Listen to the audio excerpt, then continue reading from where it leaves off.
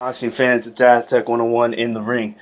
So Jamal Charlo pretty much got the easiest route to the WBC middleweight championship.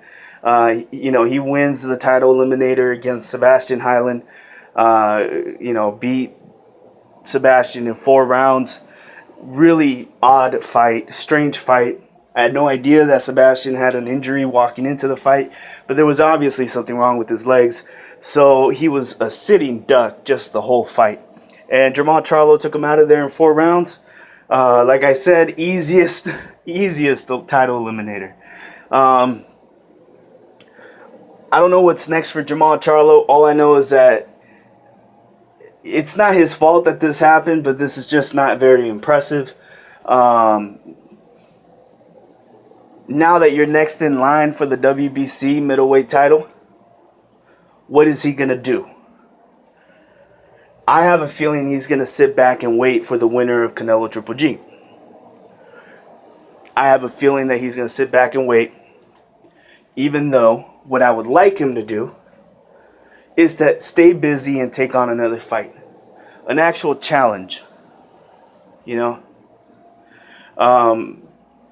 If Triple G wins, he keeps the WBC. If Canelo wins, it goes vacant. So,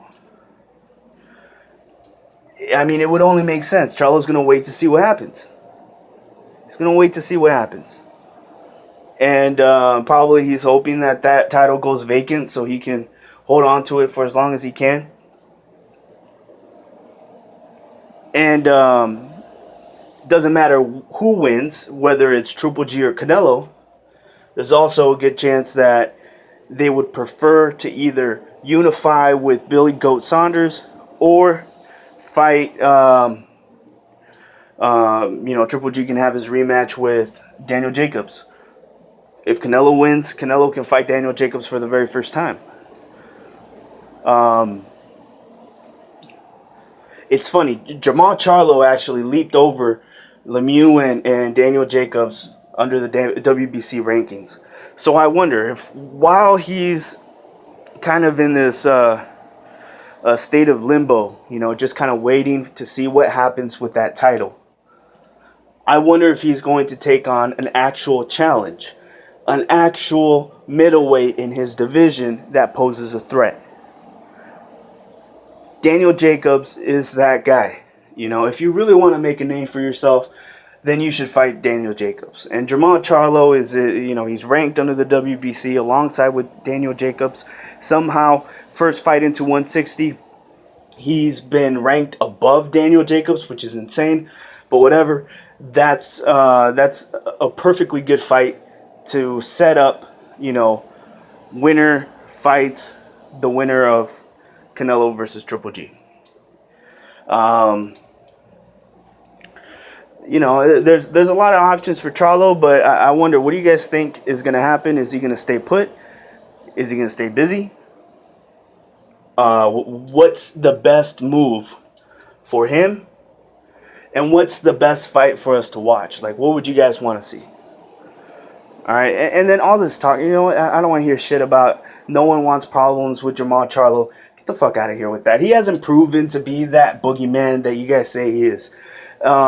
There's a lot of hype behind Jamal Charlo, and as of right now, I'm questioning everything he's doing because he's reminding me a lot of these fighters that we get hyped up about when they're fighting smaller guys. And to be honest, this is the biggest I've ever seen Jamal Charlo. He was obviously outweighing his opponent. Probably he came in there at 190, and he's the biggest middleweight. So there's a lot of hype behind this guy, but man, every time we see these guys that are dominating smaller fighters, and then they finally meet with someone that's around their weight, around their size, and then they get destroyed, and we wonder why. What were we missing?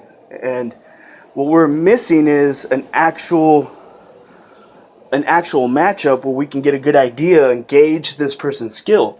So if we really want to gauge Jamal Charlo's skill level, put him up against Danny Jacobs. Let's see what happens. What do you guys think? It's Aztec 101 in the ring, and I'm out.